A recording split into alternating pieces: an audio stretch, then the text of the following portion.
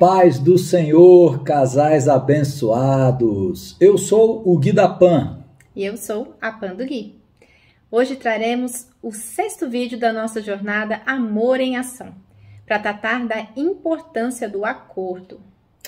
Este vídeo, assim como os demais, é de grande importância para cada casal que deseja viver a plenitude de Deus em seu casamento. Amados, a Bíblia nos ensina que o acordo é indispensável num relacionamento, conforme se vê do texto de Amós 3, versículo 3, que diz o seguinte: como andarão dois juntos, se não estiverem de acordo? A ausência de acordo é uma porta aberta para Satanás. Já repararam que quando Deus criou Adão e o colocou no jardim, o diabo não apareceu? Quando foi que ele apareceu? Somente após a criação de Eva e a união dos dois, o que os tornou uma só carne. E por quê? Porque Satanás sabe do poder que há na concordância. A palavra de Deus, em Mateus 18, 18 a 20, diz o seguinte: em verdade vos digo que tudo o que ligardes na terra será ligado nos céus, e tudo o que desligardes na terra terá sido desligado nos céus. Em verdade também vos digo que, se dois dentre vós sobre a terra concordarem a respeito de qualquer coisa que, porventura, pedirem, ser-lhes-á concedida por meu Pai, que está nos céus.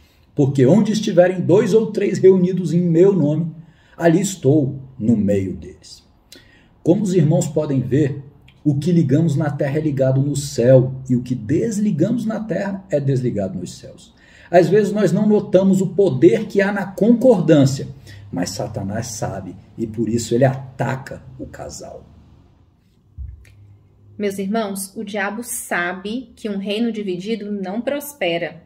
É por isso que o trabalho de Satanás é dividir o casal, fazer com que o casal não concorde.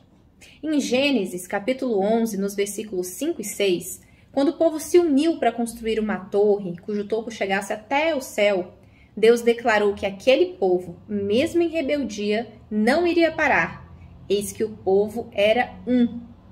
O que vemos aqui é que a unidade remove limites. Quando o casal se torna um e fala a mesma língua, sem discordância, ele remove os limites diante de si e nada pode detê-lo. Deus pode agir livremente no ambiente desses, mas basta perder a capacidade de falar a mesma língua, de estar em acordo, que tudo se perde. Nessa passagem, podemos notar que o povo tinha um projeto em comum e mesmo em rebeldia, nada seria capaz de detê-los. Como casal, nós precisamos ter projetos e sonhos comuns que favoreçam toda a família.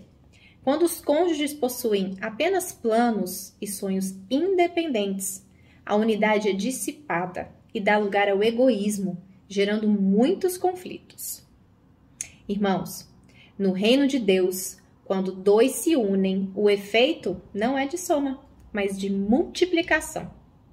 É essa a lição que Moisés nos deixou em Deuteronômio, capítulo 32, versículo 30, acerca do exército de Israel. Um deles perseguiria a 1000 de seus inimigos, mas 2 deles fariam fugir 10.000. Glória a Deus. Acho que vale a pena deixar um alerta aos maridos aqui. Em 1 Pedro 3,7, fica claro que se nós, maridos, deixarmos de honrar nossas esposas como vasos mais frágeis e maltratá-las, traremos um sério problema sobre a vida espiritual do casal.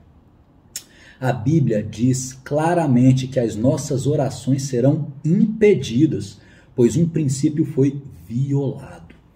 Deus não age em um ambiente de desarmonia e discordância. Isso é um fato. Já mencionamos anteriormente que o acordo é uma porta aberta para a ação de Deus. Isso está em Mateus 18, 19. Mas quando chegamos ao ponto de dissipar o acordo de nosso relacionamento, estamos comprometendo não só a qualidade da satisfação na esfera emocional, mas também a esfera espiritual de nosso lar. Há uma ordem de governo e autoridade estabelecida por Deus no lar.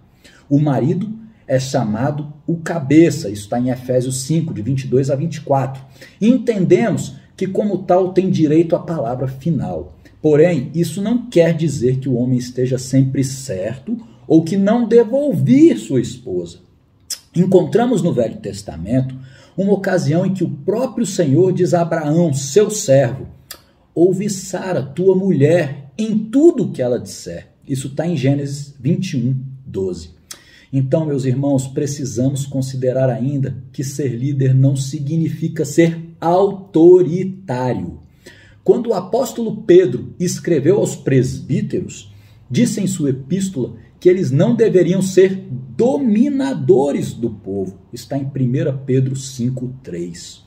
Isso mostra que autoridade e autoritarismo são duas coisas bem distintas. Vejo muitos maridos dizerem que suas esposas têm que obedecê-las. Mas ao dizer que as esposas devem ser submissas, Deus não estava instituindo o autoritarismo nos nossos lares. Vale ainda lembrar que Jesus declarou que aquele a quem muito foi dado, muito lhe será exigido. Isso está em Lucas 12, 48. Os homens precisam se lembrar de que em matéria de responsabilidade do lar, que não se limita apenas à provisão, terão que responder a Deus numa medida maior que as mulheres. Meus irmãos, mas não é preciso que o homem carregue o peso dessa responsabilidade sozinho. É importante que o casal dialogue, tome decisões juntos. Exatamente. Se a mulher é chamada de auxiliadora na Bíblia, é porque o homem precisa da nossa ajuda. E a ajuda da mulher não está limitada às atividades domésticas. A Bíblia fala que deve haver uma relação de companheirismo entre os cônjuges. Creio que, como auxiliadora, a mulher deve ajudar a tomar as decisões da família. Este é um processo que exige ajuste. Na hora de discutir alguma decisão, ou mesmo a forma de ser e de se comportar de cada cônjuge, vemos o quanto é difícil ouvir ao outro. É verdade, meu amor. Mas devemos atentar para o ensino bíblico sobre isto. Responder antes de ouvir é estultícia e vergonha. Isso está em Provérbios 18, 13. Tiago nos adverte o seguinte: sabei estas coisas, meus amados irmãos. Todo homem, pois, seja pronto para ouvir, tardio para falar, tardio para se irar. Isso está em Tiago 1,19. A verdade é que normalmente somos prontos para falar e irar-se um contra o outro, mas somos tardios para dar ouvido ao que o outro tem a dizer, e isso precisa ser mudado em nós. Para que haja acordo, precisamos aprender a ouvir, como já ressaltamos em vídeos anteriores. Preservar a unidade não significa nunca se desentender, mas saber dar a manutenção devida no relacionamento quando isso acontecer. Amém. Então, meus irmãos, se vocês querem ver a empresa de vocês deslanchando, concordem. Se vocês querem ver os filhos deslanchando, concordem. Vocês querem ver um projeto deslanchando? Concordem. Gente, isso tem um poder divino. Mas não é concordar por concordar. Verdade. E sim um concordar para os propósitos de Deus para a família.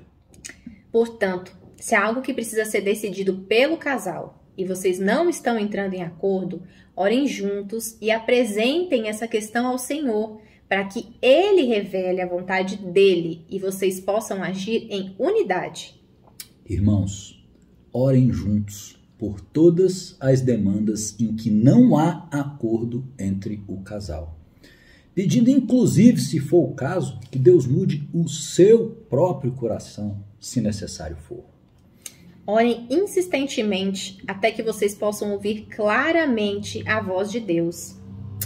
Esse é o nosso vídeo. Que Deus os abençoe poderosamente.